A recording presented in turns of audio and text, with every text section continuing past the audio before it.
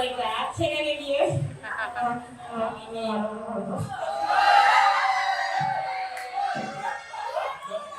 And that's all I got.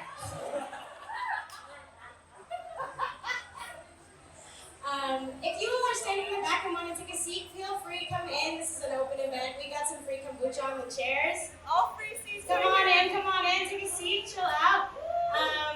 For those of you who are not aware, we are right here is the video cast of Reimagined Vol II Mahal.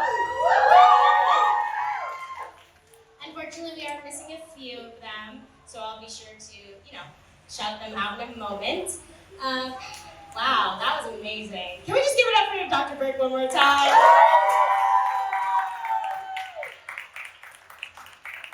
And can we give a really warm round of applause for our venue, Canal Street Market? And can we give it up for the amazing food of cabecera and mucho sarap? Awesome. Cool. So, hot mic. My name is Michaela Ternasky-Holland. I am the director and producer of Reimagined Vol II Mahal. For those who don't know, Vol II Mahal is currently making its world premiere at Tribeca Festival down the street. Over at Spring Studios, you can walk, it's 10 minutes. You can purchase a day pass and you'll get access to over 13 projects, just like Alex was saying. But it's not just about there being a project out in the world. Let's talk about it. Let's get into it. So we're gonna do introductions of each person by their names, the role they play, and then we're gonna tell you a little bit about this thing that we did and what it feels like to be Filipino nowadays. Okay, Eileen, take us away. Eileen Descalar. I'm a voice actor and based in California. I was born and raised in the United States. My parents immigrated from the Philippines. Separately, they met in Seattle, Washington. Second generation Filipino American, and first in my extended family. So this project is very special to me because I get to see something that wouldn't have existed when I was young. And I thank the cast and crew, especially Michaela, for creating this. I mean, just visibility is everything. Daphne? Hello, I am Daphne. I am the voice of Mayari. And I guess going off of Eileen said, my parents are also from the Philippines. I'm a first generation. Yeah, so I was just thinking this the other day. I was like, I've always wanted to see strong Filipino women on screen. And I'm like, I'm on screen.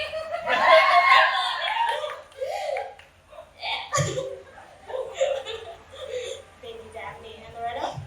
Hi, my name is Loretto Delgado III. I play a Malaki. I was born in the Philippines. Any Cebuanos in the house? Yeah. But I immigrated here when I was very young, and I just want to say it's really nice to see an immigrant in this field. I know we have a lot of Asians in the crowd, and I know that a lot of people have parents that are pursuing the arts, and it's really nice to see that representation here. And for those of you who may not know, I'm mixed race Filipino, so I have a Filipino mom and then a dad.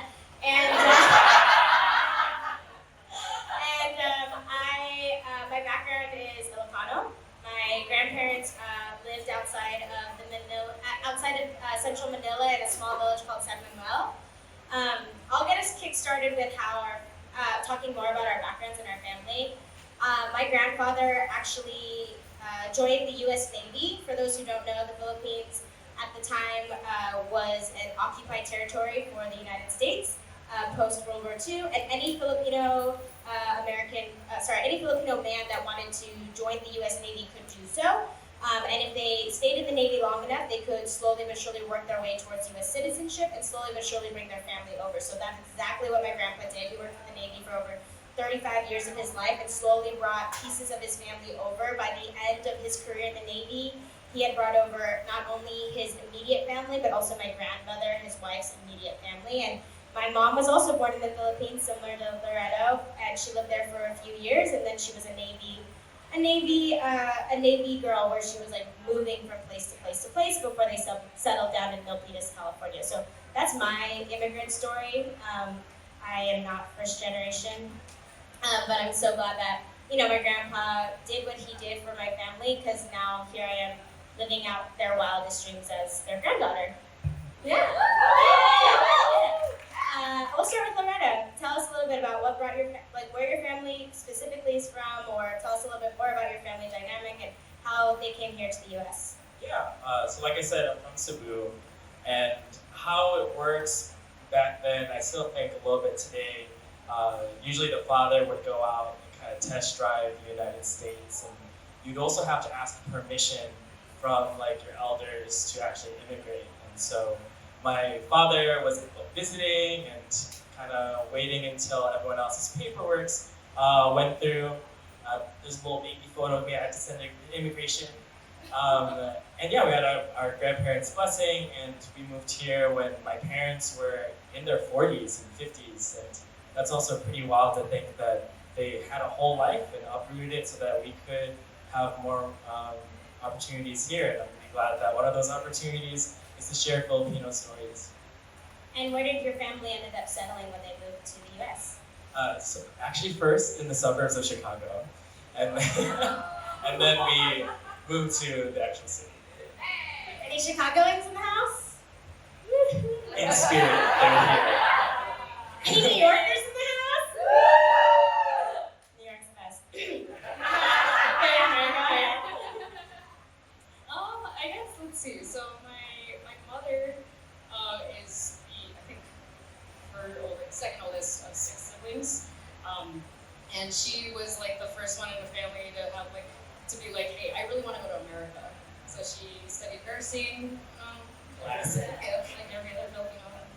She met my dad. It started with my mom, met my dad, and then they got married. And then my father had like a naval career, not in the Navy, but like as a boat engineer. So it ended up that he traveled the world on a boat as a naval engineer for about 10 years. While my mom went to Saudi Arabia to work and do as Filipino nurses do in Saudi Arabia, make that money, right? And then they decided to come. My mother decided to come to America first, and then she was the one who actually petitioned to have my dad follow suit.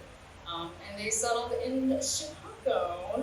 I don't know if it's Chicago City or Chicagoland suburbs. I know people are gonna argue me for that. Okay, I don't remember. We moved all over the place when I was a kid. But yeah, and then they had me. So that's where I came from. Nice. Eileen?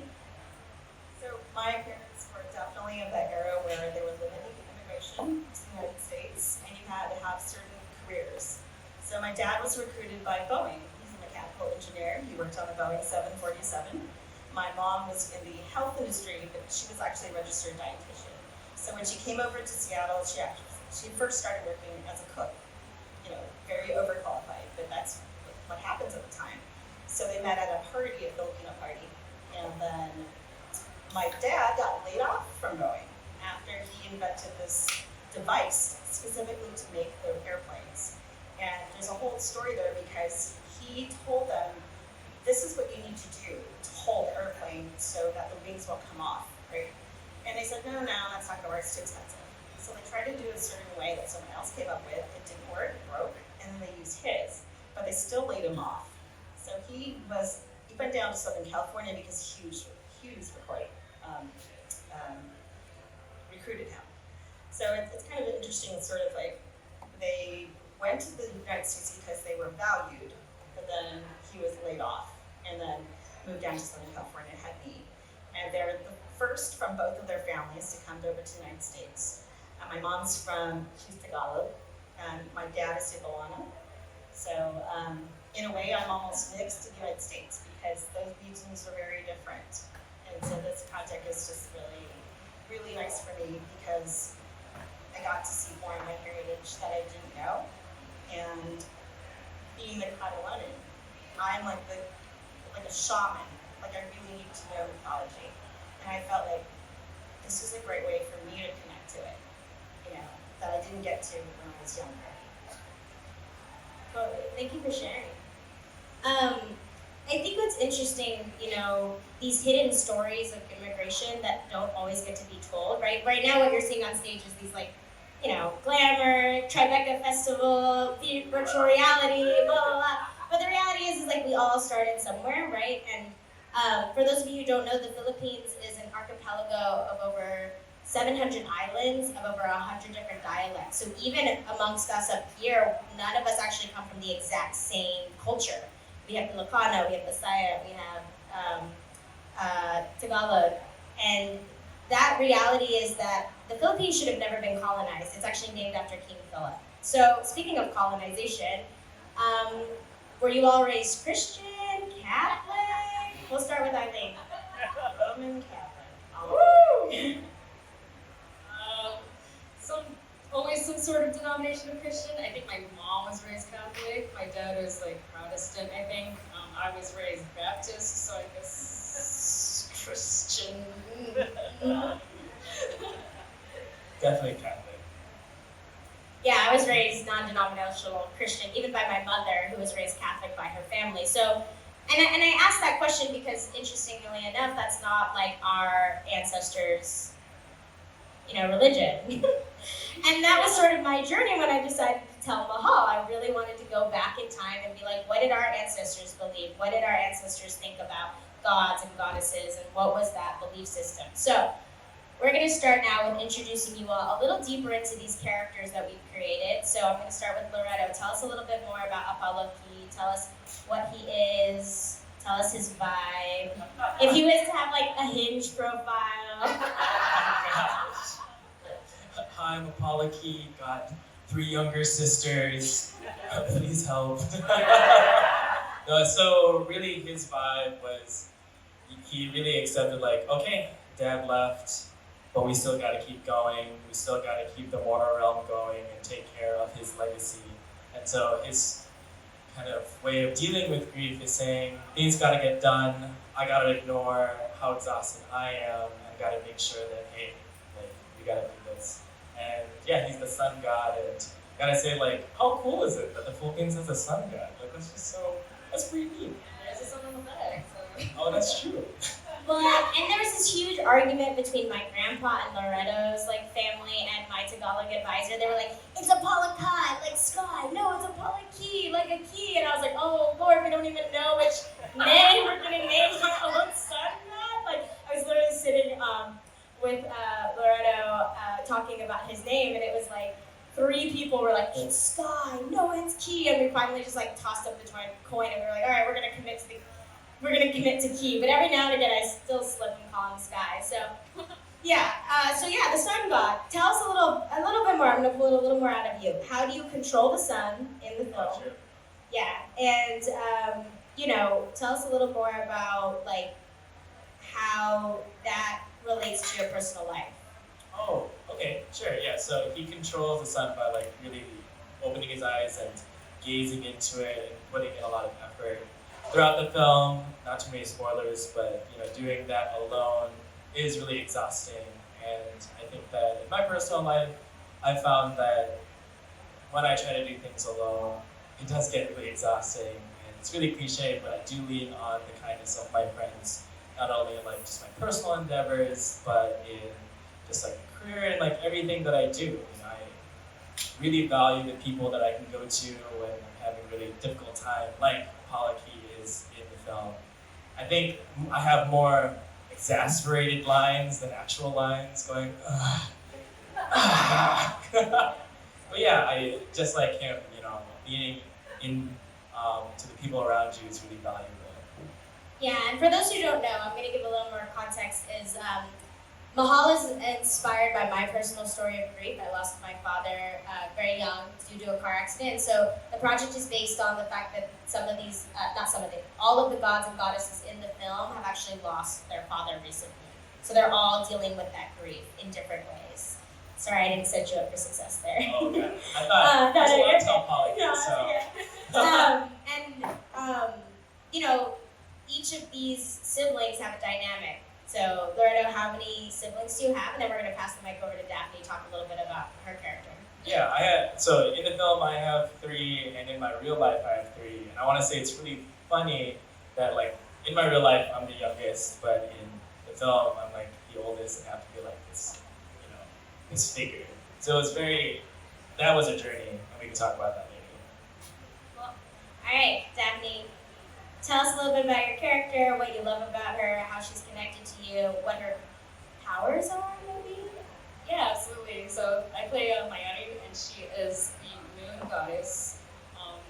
She's a very, very angry character, and I like that about her. She's very strong, I'm not gonna let anybody step on me. I'm gonna throw my boomerang however I want, kind of deal. And she's, I guess they're Aquamonkey and Mayari are like the twins, even though she's technically younger, I guess. She's still like the older sister figure. So in that sense, I am also an older sister to one younger sibling.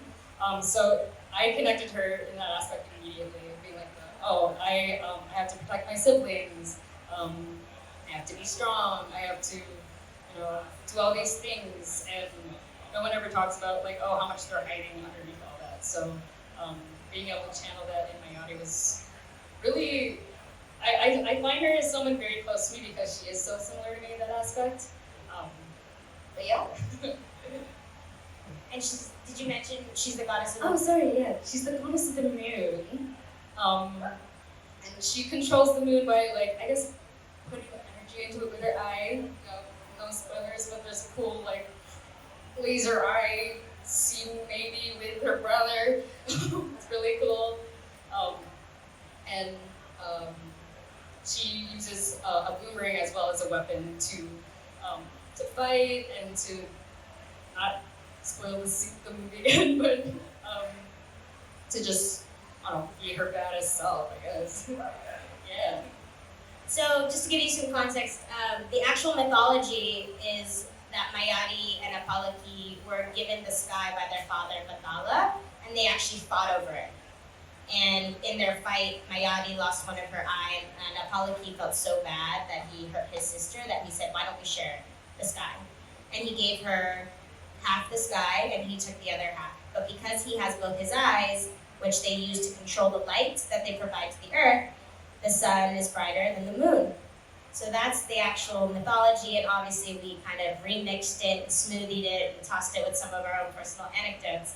And it's interesting because when I wrote Mayari, the goddess of the moon is like seen sometimes as this like feminine aura, intuitional aura, and I was like, well, what would happen if the moon completely lost herself? Because of grief, right? We lose ourselves because of grief. Like, what would she become? And she became this like badass warrior princess, basically, is like what we turned her into. Like angry and frustrated, and like she's just so beyond like her fluidity as like a moon goddess that she's just like found this like hardening and this kind of chip on her shoulder, and she's kind of ready to fight anyone who kind of gets in her way. And I love that because we slowly throughout the film, I think, see her fighting herself, right? Yeah, exactly. Her own emotions, like, and it comes out in a big way. We don't want to spoil the film. Yeah. No spoiler, but she's very. There you go. There's a taste. And this is a great time to shout out our 2 VO actors who are not with us today, and Yatko, who plays Hanan, the youngest sister, who ends up being the goddess of the dawn in the morning and new beginnings, but has to find her way to find her power. And then Thala, who is the goddess of the stars, who is another younger sister, who is played by Lacey, who's based in Manila, and unfortunately couldn't make it all the way to New York. So gods and goddesses, you all have a lot of control over a lot of things, like say the earth. Sorry. So let's go down to the mortal realm and talk to Eileen. Eileen, I know you talked a little bit about being a shaman, this Catalonian character, but can you tell us a little bit more, for you about your process of making this character and how you approached the character and what it was like when you were auditioning and working with me in the VO studio around this character? Sure. So fortunately I have a background in audiobooks, and this really helped because the Catalonian is also a narrator. And I know that she has a lot of gravitas. She's like this, weathered lady who has a lot of wisdom. I don't use this voice. But because she has to impart all this wisdom, I did a lot of research. I drew from my family, but also just looked up, as you can, online now to learn more about mythology. And Michaela was really great at providing some background and a little figurine, a little drawing. So I went with that. But just to like see the mythology and then embody it and just be a little character that is influenced by the gods. That was just something where I had to go in deep and think like, what would it be like to really be, you don't know what the world's like. You know that these gods are influencing it. And you have a village of people that you're trying to help and look over. So the process of auditioning was wonderful. I did what I thought it should be and got cast, thank you very much. And then the directing session was wonderful because Michaela knew exactly what she wanted. She was very direct and it was just wonderful to work with. And also all the help with the language. You know, Tagalog is not a language I grew up speaking. I was exposed to it a lot, but again, my parents from different regions, sometimes I would say, how do you say this? And they would sort of have a discussion of like, oh, in Visayan it's this, in Tagalog it's this, you know, and also the different tenses. Like my mom would get very pedantic about things, like you have to say it like this if it's formal, right? If it's older or this. And a little kid, you're just like, I'm just trying to say something, you know? So there's a little bit of language overload. But I always wanted to say things and learn it. And so I ended up taking some classes later on, which helped me with this role. But it's still like, I want to get everything right, you know? Because it is something that I didn't get to see when I was little. So I don't want to steer anyone wrong. So when I get feedback from my relatives or other people who speak it from birth, I am so happy and grateful because I need the guidance too. It's like you were saying, is a opera.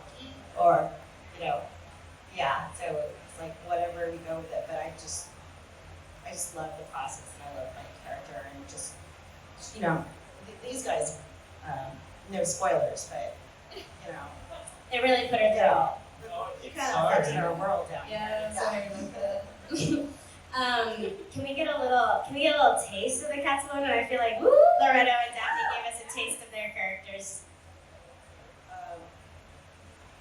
I want to do the You can do it. Okay. Do a prayer. All right, so there's a lot of chanting and stuff, so she's like,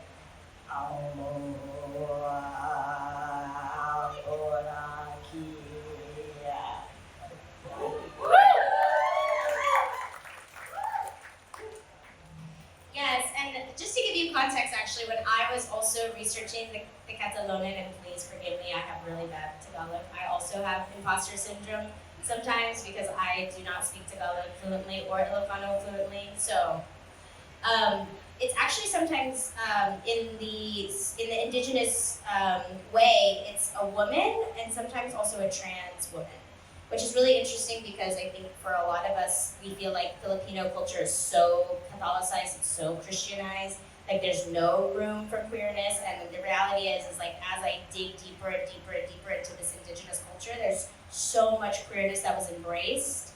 And there's so much fluidity of gender that was embraced.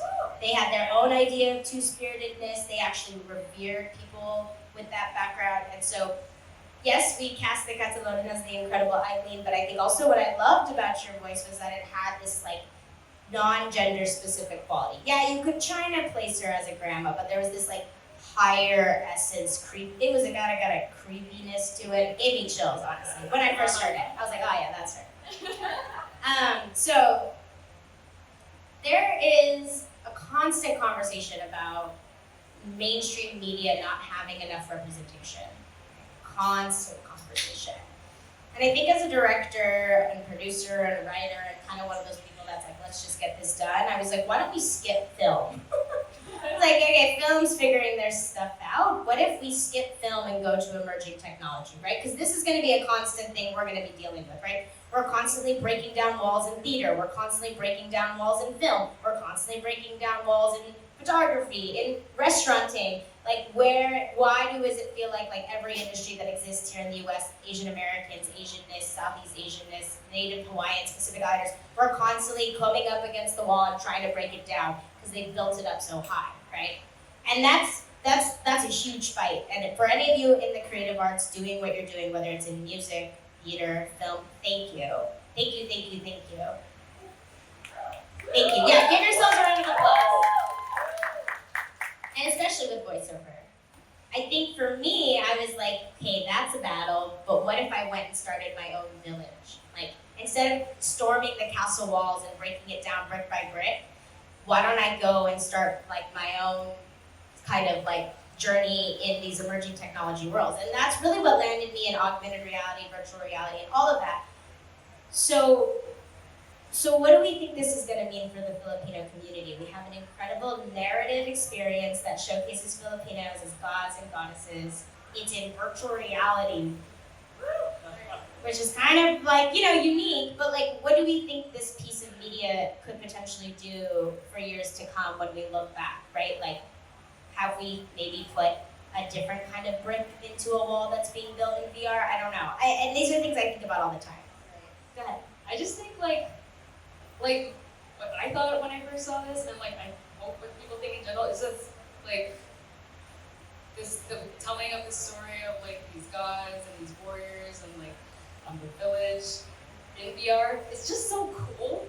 Like I grew up in a predominantly white community, so being a minority, being Filipino wasn't really something that was considered cool. It was just like, oh, like, Superman's cool, Spider-Man's cool, they're cool, but like, what about people who look like me? What about people who, are women, or women identifying? Like, how come that's not cool? And I hope what people do get out of it is just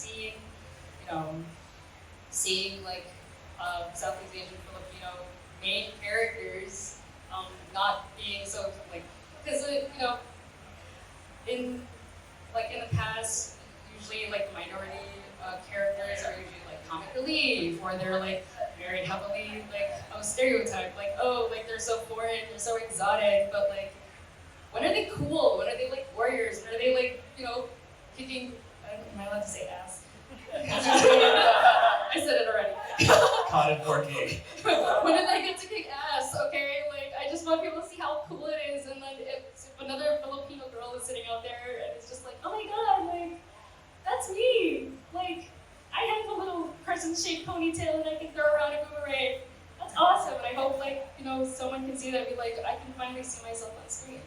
Yeah, and I think it's just even so special that I can say I'm part of an all-Filipino cast. Yes. Like how often have I seen that, And I love this cast to death. Like I'm so happy that I got to experience Tribeca with you too. And we have been constantly talking about this, how being seen has been so valuable to us in our own lives before this. So like for me, when I got fortunate enough to see Hamilton, there was only one Asian character, and I was like, man, I really just want to like go up to him and thank him. And eventually I did, and he was like, yeah, I mean like, why don't you come to New York? And it was because of him and his encouragement that really gave me the confidence to move here. And even though he wasn't Filipino American, like his representation meant so much to me.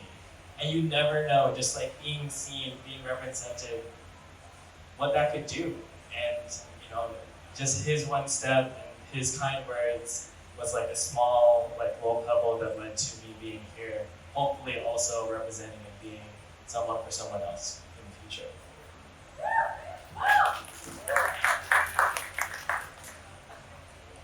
I'll speak to the VR part of this. So I'm a big video game player, or used to be more in the past. But technology, new technology, it drives so much. And the fact that you're in the VR space, I think makes the story more personal, because VR makes it more personal, and you are in the world. And I think having this be there in the forefront of this, immersive experience is terrific, because you've already set a precedent. We were already in films, in terms of all Filipino cast, that's still a rarity, but now we can say, from towards the beginning, we have Michaela's project. Remember Reimagined to Mahal. it can be done, it can be well received, other people in other cultures can experience it and still get something out of it. So I think it's wonderful that we're in this space. Thank you. So we are going to revert a little back to their personal lives, and then we're going to wrap this up for any Q&As. But before we do that, let's talk about your creative fields, and let's talk about our families. I'll go first. Is this therapy? No, I think it's important to get it out there, right? I think it's important to know that like this isn't always the easiest journey. When I was a senior in high school, my family took me out of dancing because they said it wasn't setting me up for success for college. And I literally had to dance behind my family's back in my high school for over 7 months. And the reason they took me out of dance is because I mentioned to them once that maybe I'll take a gap year and not go to college. That was not good. And they waited until I actually submitted my applications to college to allow me to go back to dance class. It was actually like withheld. And dancing was something I loved. And so my freshman year in college, I was like, well, that was great. I'm gonna go to school, have a dance agent in LA, and audition so I could pursue my dance career while still going to college. And that's when I ended up getting hired to work on Disney Cruise Line. And I took 9 months off. I dropped out of college, took 9 months off. And guess what? I also went back and I finished my degree after 9 months. But without that experience on Disney Cruise Line and then my journalism degree, I don't think I would have ever gone into VR. I don't think I would have ever moved to New York. I don't think I would, the path my creativity set me on, of course, worried my family. I understand that's where it comes from, but there is a sense of like, this could have been a little easier, y'all. Like, you could have trusted me a little bit more, right? Or as parents, I know you want to take care of me. Well, take care of me when my creativity isn't bursting and overflowing with cash. But like support me in my creativity, right? Because they're really magical things and powerful things we can do as creatives. And so, Eileen, how did your family react to your creativity?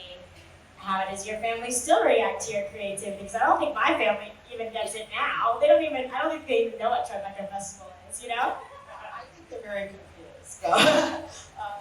So, yes to all of that. I went to a performing arts high school for 1 year, but the reason I got allowed to go is because it also had a math science program. So I played violin, I played flute, and I applied for the performing arts, and I got into that. But I also took the math science classes. So to them, it was better than the high school I would have gone to. I grew up in LA County, so this was the LA public school system. But while there, I took drama, I took musical theater, I took all these performing arts classes at the same time. So that was kind of the whole process throughout. It was, I'm interning at Paramount Studios. Oh, okay, are you going to be discovered? Which was not going to be a good thing. But I wasn't there to be an actress. I was there in marketing because my schooling at UCLA was focused initially in economics, and then eventually I became an English major. But while there, I was doing all these extracurricular in college, and I knew there were things called scholarships. And to them, they knew you had to be, quote, well-rounded. And so that's why they supported different creative endeavors, but not with the eye that I would go into it as a career, just for something to supplement. But little unbeknownst to them, that really rooted itself into me. And then I also will say that I feel like all Filipinos are a little bit of a performer at heart. I mean, my parents would say, like, it's because we didn't have TV, our entertainment was watching the kids do things, so they would force us, where's your program? You have to do the program before you can have your present. And your program was anything from whatever talent you had, dancers, karaoke, instrument playing, whatever it is. But they're proud of me now. And I think it's really nice that I can say to them, look what happened. All this time I secretly knew more Tagalog than you thought I did. But now I'm actually really getting into it, and they're very happy. And then they're still very cute about it because I don't think they quite know the scope of it. But right. Yeah. You're like, oh, I did this voiceover for this thing, and they're like, what's that? Yeah, Right? exactly. The eyes glaze over. Daphne, I know you wanted to talk a little bit too about creativity. Oh yeah, sure. It took me a long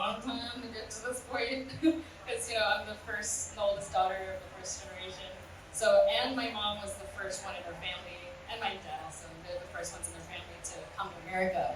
So there was a lot on my shoulders. It was like, okay, well, they worked so hard, so you gotta keep it up because we came all this way to America for you to be successful and make a bunch of money and be a nurse. So I feel like I always grew up with some sort of creative side. I like to draw, I like to be in school plays, and I like to do like fandoms on the side when I was in high school, because I'm a huge weeb, anyway, sorry. So thank you. Thank you for the validation. So I always had sort of a creative side, but like I'd always be slapped with oh, that's nice. So you're gonna study nursing, right? And I was like, okay. And it was always one of those like, they're like, oh, once you finish school and get a real job, then you can do that on your own. And I'm like, okay, thanks for the support. So I actually went to school for engineering. Did not survive. Oh, I did survive, but barely. These get degrees, right? You know what they call the doctor at the bottom of their class? A doctor. Okay. So I made it, barely. But even throughout college, I actually did a lot of like Filipino cultural dancing, telling stories very similar to Mahal, actually. So it was kind of a nice little nod to be this project and keep telling stories in this career. Anyway, sorry, I'm getting kind of sidetracked. So I finished my undergrad here, and I got kind of a big girl job, just whatever I could with that. And one day I was just kind of like, I went to like a convention where like a voice actor was like having a panel just about talking about his career, and he started throwing out all these terms I'd never heard before, like audition, union, archetypes, and I'm like, oh, so people do voiceover stuff as a career, and like as a career in general, like I could survive and not be in my crappy IT job and actually do something I like. So that's just kind of where my voice actor journey started. In terms of my parents accepting it, they did joke as a kid that I had to get my degree first and then do my own creative stuff on my own money, and ironically that's what ended up happening. I used my big girl money to take voiceover classes, to like attend panels, talk to people, do pay to play stuff when I was auditioning. And then when I told them about Tribeca, they were like, "Is that legit? Like, are you sure you're not getting scammed?" Classic. Yeah. And funny enough, the one thing I was like, "Mom, the director's Filipino. The cast is I'm going there to meet a bunch of Filipinos." And that was the only way they were like, "Oh, okay, it's fine." If it was anything else, I don't know what would have happened, but here I am, right? So like, I did have like my first, emotional, the very first moment where it kind of felt like they were accepting of my creative career. My dad dropped me off at the airport. He's like, "Listen, I don't know what you're doing. I don't know why. I don't really understand what Tribeca is, what New York is. Well, they know what New York is. What voice acting is, what virtual reality is. But you're finally having your moment. And I'm proud of you." And I was like, "It's awesome." So it took a long time to get there, and I still think they don't really know what's going on. But yeah. Yeah, and I think it's important to showcase that like you don't have to be a full-time creative to be a creative, right? You can have your big person job, you can do the thing that you were went to school for, but you can also pursue the thing that makes you happy. And I'll pass the mic over to Loretta to talk a little bit about his journey. Yeah, and I think a lot like my castmates, I'm very eclectic. My origin story started with me thinking I was going to be a chiropractor, because I thought I was good at massages, and my mom did too. Classic, right? And so I was like super into just like full on, like it was called the International Baccalaureate Program, which is where you take AP classes, like sophomore year of high, or like freshman year of high school. Like it's really accelerated, and I was like, cool. And then my friend was like, "Hey, like you were in choir in elementary school, you want to try this?" And I was like, "No way, no, like choir's dead, like arts are dead." Because like coming from an Asian household, there was like, no way, like that's not a thing, right? And he literally like pulled me. I was like fighting to like go to this choir audition. So another person to thank, because like that also started me being like, wow, like music is amazing, like choir is awesome. And ultimately, I had to go with my parents and say, I want to major in music for college. And classic, my mom cried. And they were just so like, I don't know how to do this. Like, you know, because I was the only kid that grew up here and got to make their choices. And my brother actually leaned over to me and was like, hey, you were the only one that got to decide. You better show us something for that. And that was really hard. And every other day, my family would call me and say like, you're so smart, you're good at computers, you know how to turn them on, why don't you study computer science? Right, classic, right? And so from that, just really trusting like, hey, you know, one of my classes in music history was, it's not that we as artists can't do anything else, it's that it's the only thing that we want to do. And I just stuck with that. And a lot of like eclectic roads down, like a lot of things have happened. Definitely not singing opera now, right? And finally, like they're like, wow, wait, like let's buy every shirt from Kuyate. Shout out to Kuyate, and we'll support you because we can't go, but we would love to support you. And that was a really huge moment for me to be seen by them and to be accepted. Like, hey, this is a thing. Yes, shout out to Kuyate. Their shirts are available online. The Deity Tee. 50% of those proceeds go back into production's pocket for all the things you see happening today. Canal Street Market, all of our posters. They've been a huge supporter. They are ran by Kuya and Ate, AJ and Alyssa Raphael, who are very well-known Filipinos online. And shout out to Lolo Weavers for these incredible tops. What are they called? Is there a word for these tops? I don't even know. Maria Clara. These tops are incredible. Lolo Weavers, they have a postcard. You can take a screenshot or a camera shot of them.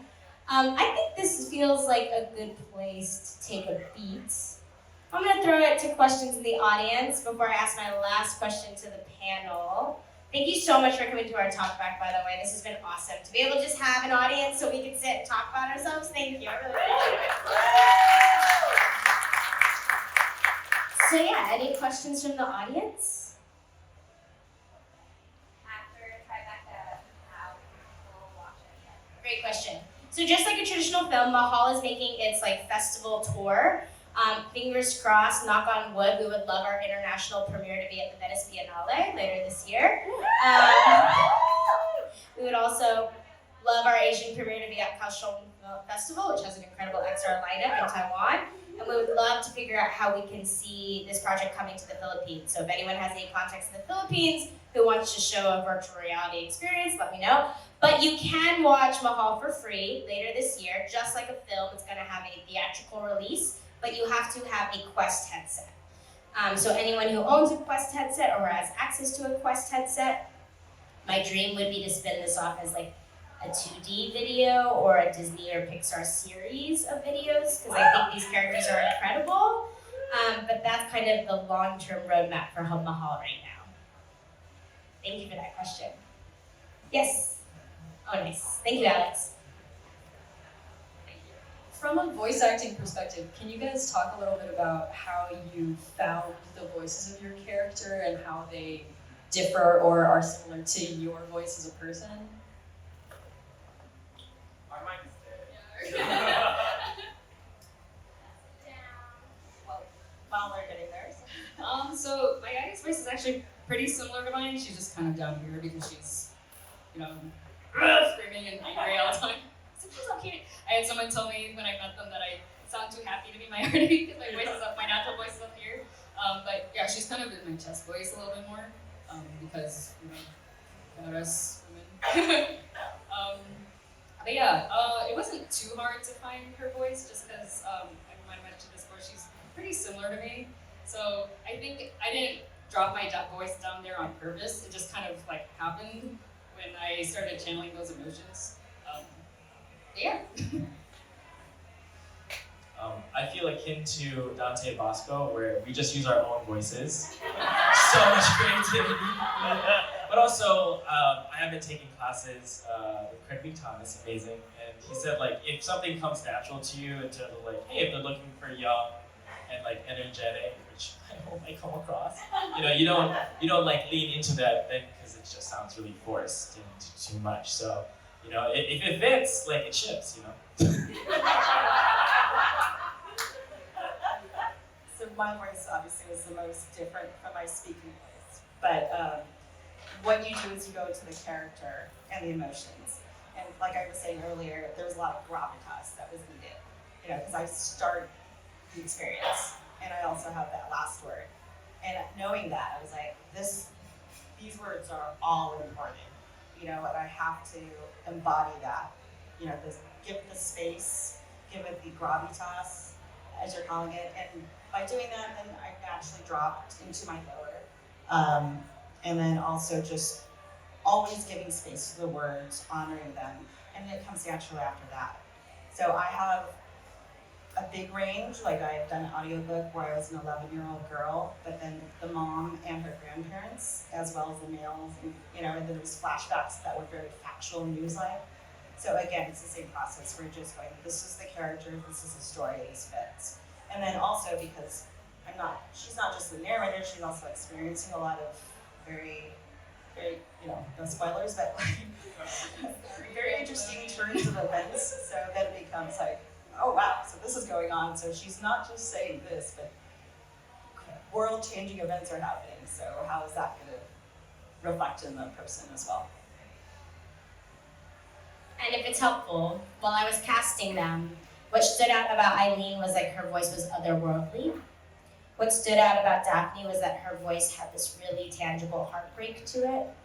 And what was really tangible about Loretto was that even though his character is exhausted, he played it to the point where I felt the empathy for his character. So you felt very empathetic towards him versus apathetic, because a lot of the other actors who had auditioned for Apalaki were very brisk and frustrated and really took it all in here. And Loretto played it from this like space in his voice that felt so like, oh, like he feels like this tender, loving older brother doing his best. And that empathetic part of it was like one of the special sauces that Loretto gave. The heartache was what Daphne gave, because a lot of Mayati actors also played it super like almost like edgy to the point where it cut you. And I was like, I don't want people to be cut by these characters. I want them to feel for these characters. And so that was like what stood out for Mayati. And like Eileen just brought this like almost like otherworldly tone that almost felt like she was halfway in between the gods and the mortals already. So those were those like key things I saw and felt when we were casting. Yeah, and I think it was really cool when I was reading through the script and I was going through my coaching, and my coach said like, well, she's your sister and you really love her, and after all of this, everything that's happened, poor Castlevania, everything, like, you just want her back and you want to show that.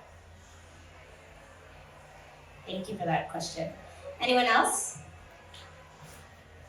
Yeah, I'm curious about your guys' relationship with the mythology. Like, you mentioned a little bit about your research, but I'm curious about, like, is this mythology well known in current Filipino culture? Is that different for diaspora? Yes, I can say in general, I think Filipino mythology isn't well known for the most part, unless you're like Daphne, who gets exposed to the mythology through like folk tale dancing or folk tale performances. But that wasn't through your family, right? That was through school. It was like, so our school had like a Filipino book, and basically we would do like these dance performances that, I guess less of a dance realistically and more kind of like theatrical. So it kind of became like, there's a very popular dance in the Philippines called tinikling, and everybody does tinikling. So after years and years of the competition, it was like, oh, like what can we do to make it more interesting? What can we do to stand out? And I think that's when like cultural coordinators start to really be like, oh, like let's make it theatrical, let's tell stories. That's like how I came to know about it. And there are so many stories and so many different versions of them.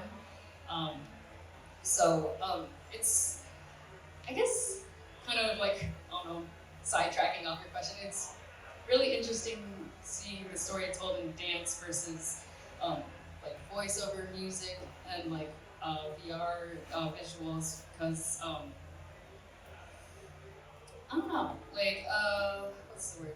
Like each part, like we said, like Philippines is an archipelago of like hundreds of islands, and each has their own culture. And each also has their own rules when it comes to dance.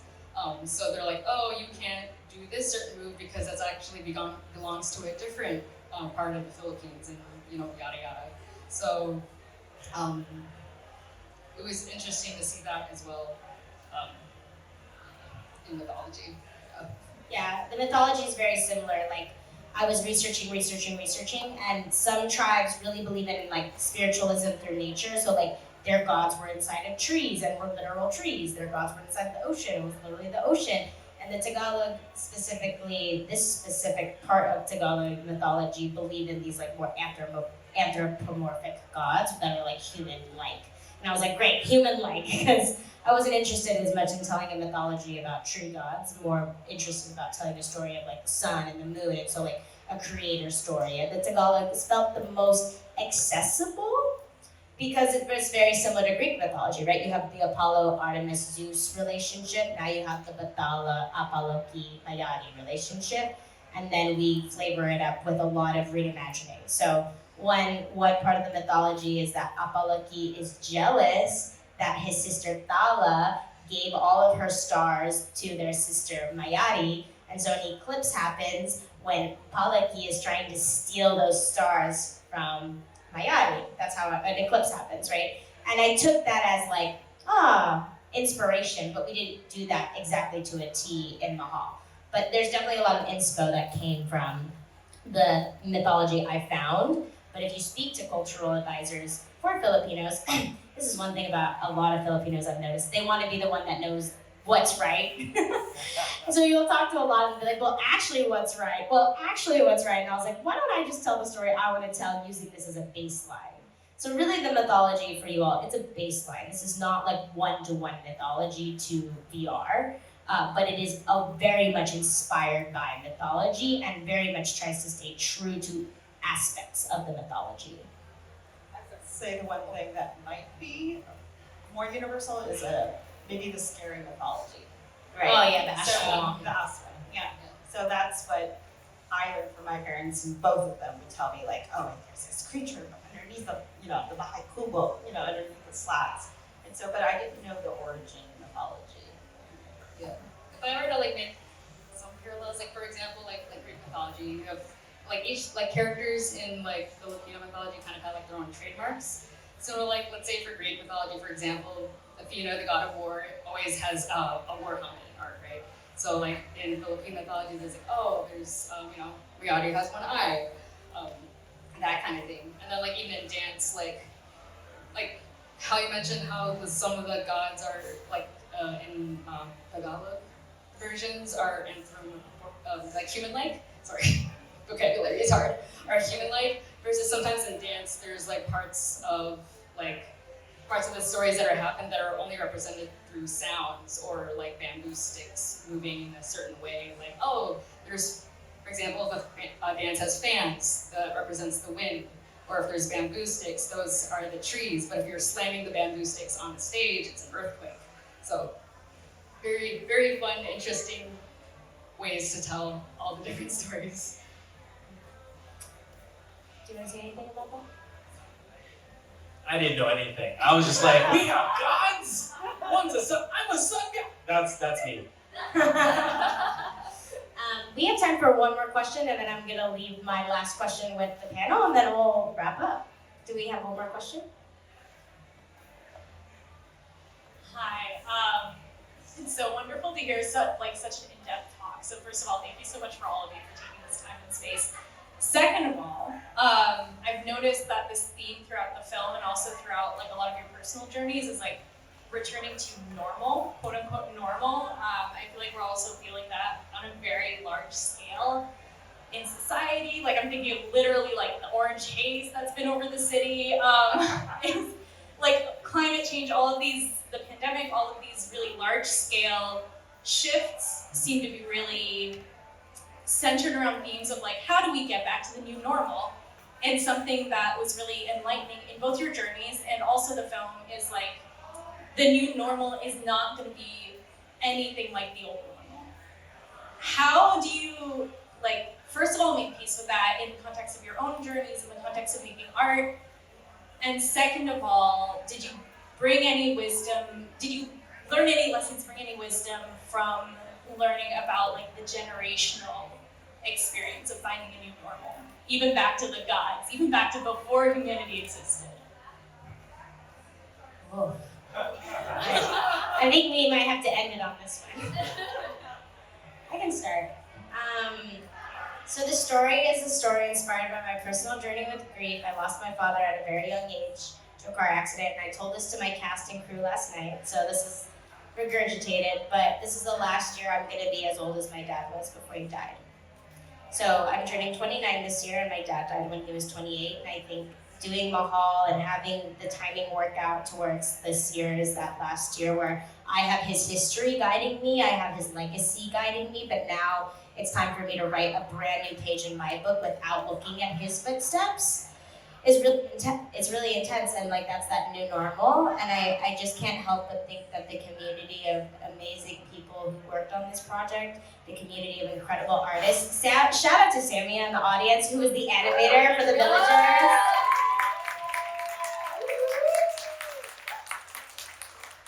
Also, I'm going to shout out Teresa, who is an incredible Filipina score composer who did all the incredible score based in Manila. Like, I can't help but think that through the work I've been doing on myself and, of course, externally through Mahal, like, maybe this community of people I've built and this, like, incredible friendly faces of people I've built around me, they're my next chapter, right? And they're going to help me keep writing the story that's meant for me. And they're going to help me continue to find my new normal. Because I think every day I find new normal. Every day you wake up, you're a different person because you've had the experiences of yesterday. So every day I wake up to a new normal, and I have my chosen family, I have my chosen friends, and I have my chosen purpose, which is to tell inclusive stories using experiential technology. And those are both going to be my northern lights while still keeping the legacy of my father close to my heart. So that's my answer. I don't know if this is exactly answering your question. I guess kind of like the way I look at it is that pre-pandemic, I had like such a clear idea of what I thought my life was going to be like. I was like, oh, I'm gonna do this and that. I'm gonna move here, make this much money, and then make this happen. And then when the pandemic happened, all of that just got like thrown out the window. And I think that was like a huge lesson, or not lesson, I don't know. It was just like one of those. It was an eye-opening experience, I guess, to just like not like accept everything as like, you know, because there's some things you should fight for against, right? But like that you just kind of take things one step at a time. Like for me personally, I used to think that if you don't have this big dream, if you don't have this big goal that you're working towards, and what are you living for? But I think after the pandemic and after like kind of, you know, after my in-person career became remote, after my day job became remote, after all my friendships became remote, that you just kind of take things one step at a time. You just kind of like, oh, like, you know, my big dream doesn't have to be like, oh my God, like, I'm gonna be rich and famous. But it could be like, oh, like, you know, I'm gonna save enough money to get a new laptop next week. It's like, it could just take things one step at a time, and like, you can make every little thing a little dream and give yourself something to look forward to. Yeah, going off of that, I also learned a lot during the pandemic, because my life pre-pandemic was, all right, I gotta gig, I gotta prove something, I gotta do this thing, I gotta really show my family something, right? But I realized once I had a chance to take a break, I was exhausted. I'm sure like a lot of us high-performing, multi-hyphenate people were, and coming out of it, I learned that, yes, like, you gotta make money, and you gotta do the thing, but it has to be sustainable, because then you won't be able to give. And to me, because there's a lot of pressure with, you know, family and yourself, just like Daphne was saying, it really is just one step at a time, and what you can give in that moment, in that audition, as long as you feel good about it, that's all that matters.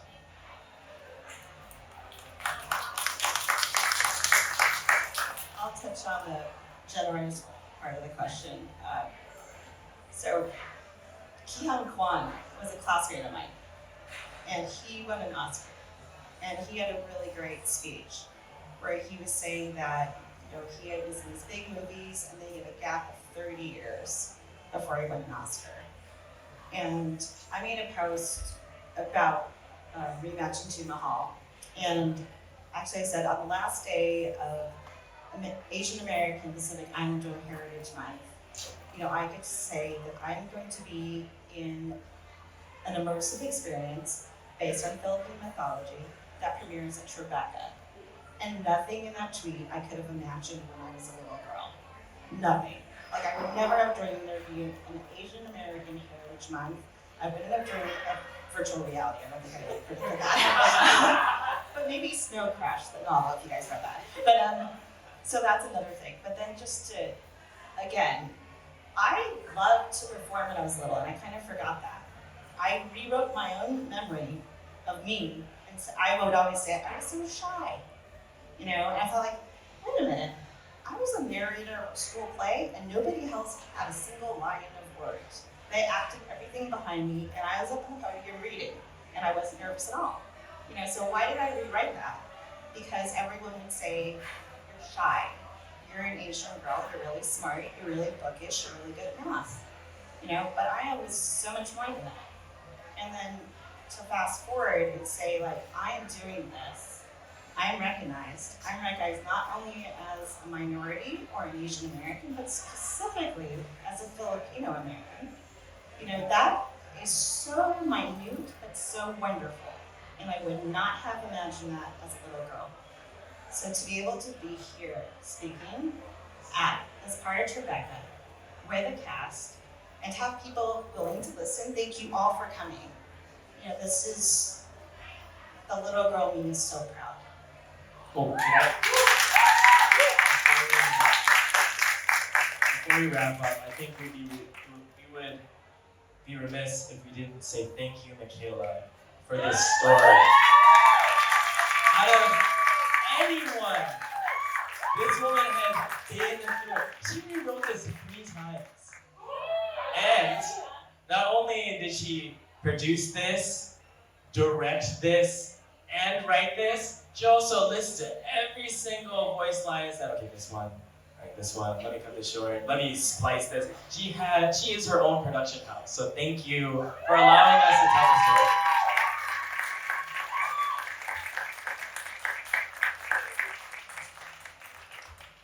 Thank you so much for coming today. I really appreciate it. I hope you all have a wonderful rest of your Sunday.